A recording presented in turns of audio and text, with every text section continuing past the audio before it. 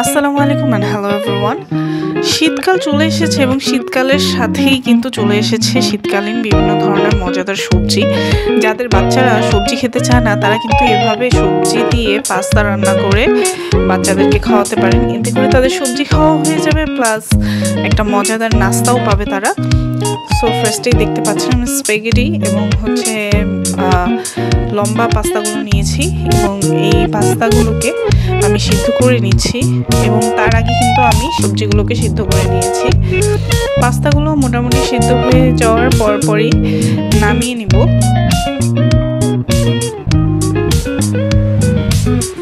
কড়াইয়ে তেল গরম করে একটু পেঁয়াজ কুচি দিয়ে দিব। পেঁয়াজগুলো আমি একটু কিউব করে কেটেছি। পেঁয়াজ কুচি দিয়ে ভালো করে ভেজে নিতে হবে।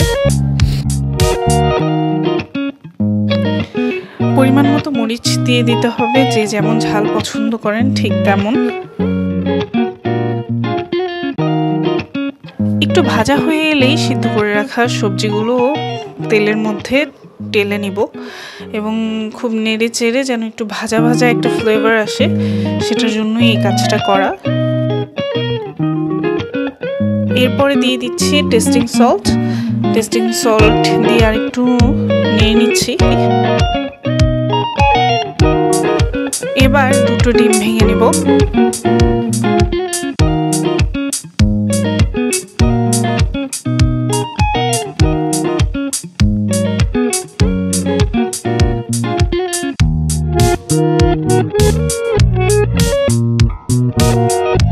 সবকিছু ভালো করে নাড়াচাড়া হয়ে গেলে আমরা দিয়ে দিব সয়া সস।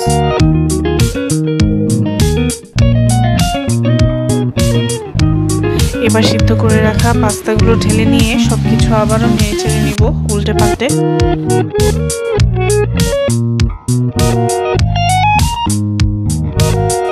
লবণটা চেক করে নিয়ে আর একটু পরিমাণ মতো লবণ দিয়ে দিচ্ছি এবং এখানে দিয়ে দিচ্ছি বিভিন্ন সসের মিশ্রণ। এখানে আছে টমেটো সস, চিলি সস,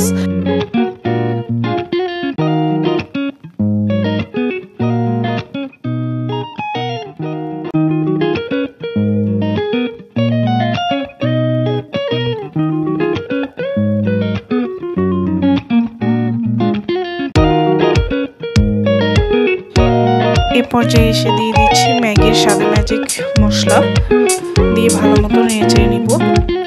সবকিছু নেড়েচেড়ে এবার সার্ভ করলে হয়ে গেল মজাদার ভেজ পাস্তা। রেসিপিটি ভালো লাগলে অবশ্যই লাইক, কমেন্ট, শেয়ার করবেন এবং আমাদের পেজটি ফলো করবেন। ধন্যবাদ।